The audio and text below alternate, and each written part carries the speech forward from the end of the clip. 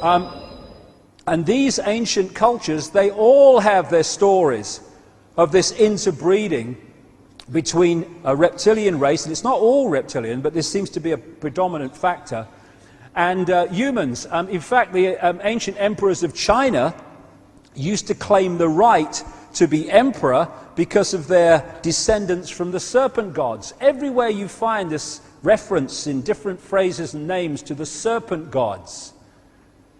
And out of here, the Sumer, Egypt, Babylon area, came some of the most significant bloodlines, which then moved up across the world to become the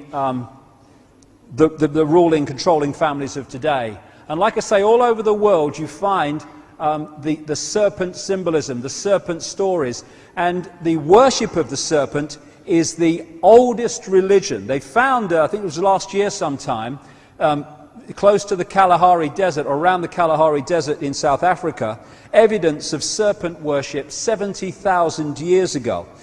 And it does go back that far because these guys have been around that long.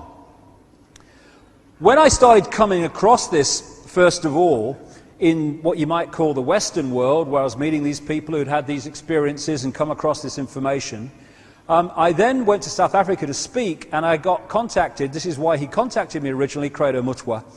And he said, how do you know about the Chitahuri? Because he just read the book, The Biggest Secret, which was the first time I introduced this. Who the hell's the Chitahuri? And it translates as the children of the serpent or the children of the python. And this is a painting by Credo Mutwa from ancient and modern descriptions of these Chitahuri. Although it's only one type, just like with humans, there's many, many types. And he told me that when he was first initiated into this shamanistic knowledge, long decades and decades ago now, he learned about the Chitahuri. And he said that when the colonial powers came in, here we go again, the British and the Dutch, but particularly the British, through people like Cecil Rhodes, they, in his words, milked the minds of the shaman and then killed them.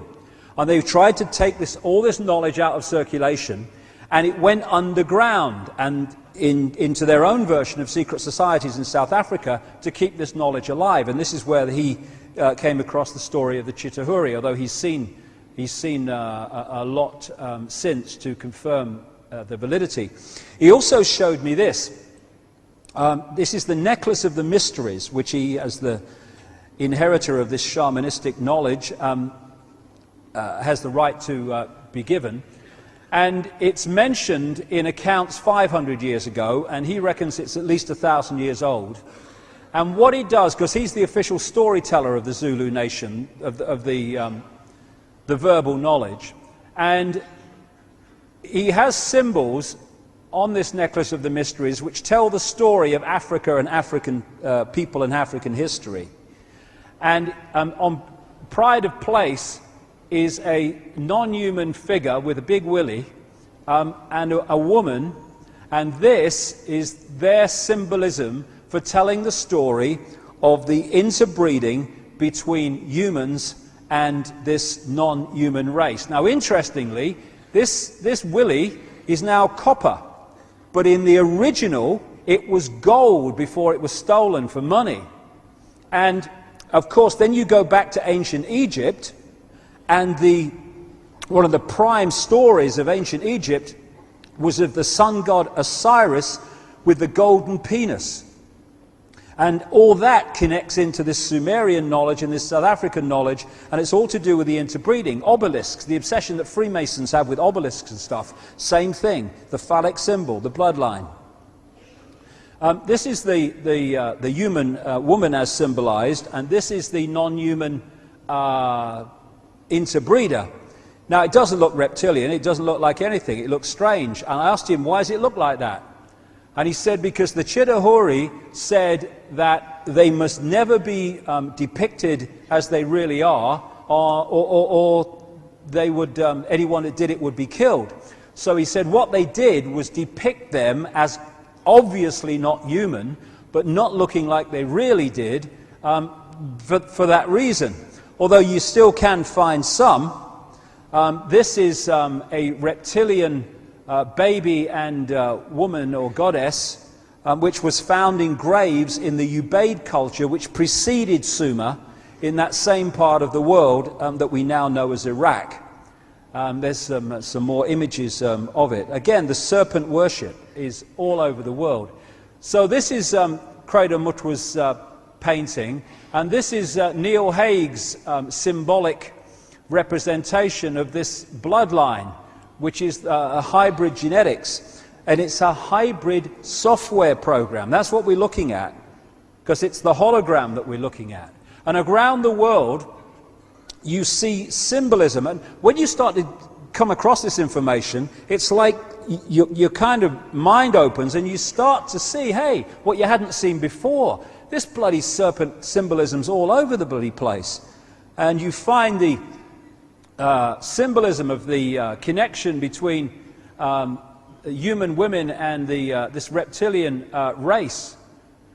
You see the symbolism of part man, part reptile, part human, part not human.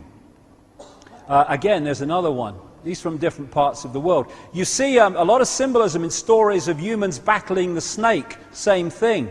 And of course, in the Garden of Eden, which is a story that's told in different ways all around the world, you have the serpent.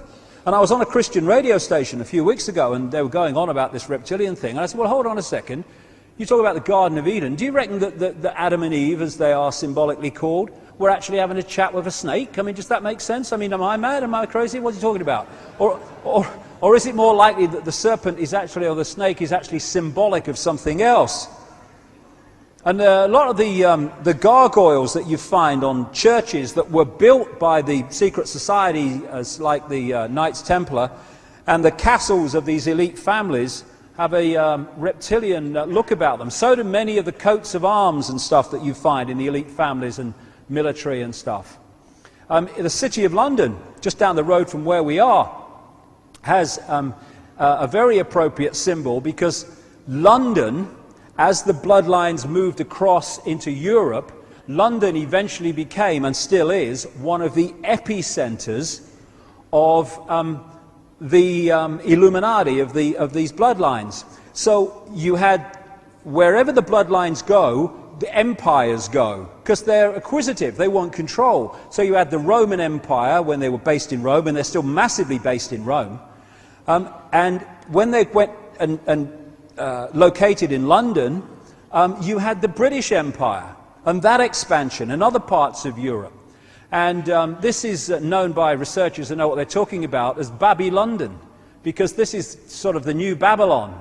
I'm not talking about London in general, the City of London, the financial district, which is its own self-governing province in effect, with its own police force and everything.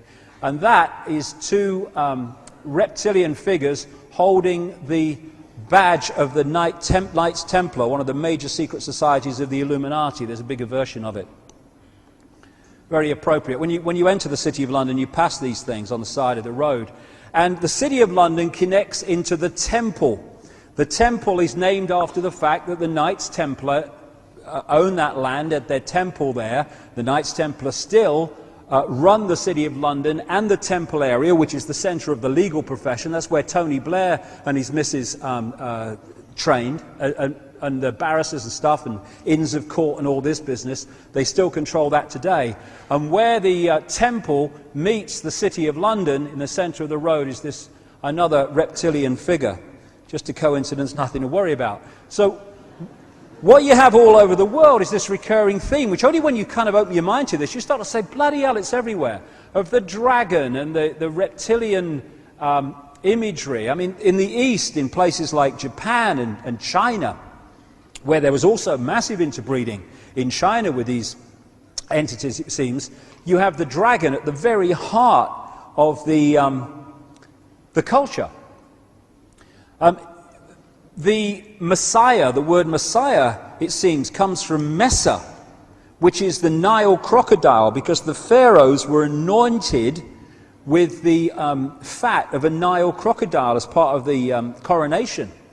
And it also breaks down as anointed one, which is what the word Christ means, anointed one. All these things interconnect in the end, as we'll see as we go along. Even biblical references to the devil have a reptilian serpent imagery about them. This is from Revelation. And the great dragon was cast out, that old serpent, called the devil and Satan, which deceiveth the whole world. He was cast out into the earth, and his angels were cast out with him. Over and over, this same recurring theme. This is a painting that Credo Muchwa did on the side of one of his huts, which is symbolically telling the story of some of the stories told in the ancient African history and legends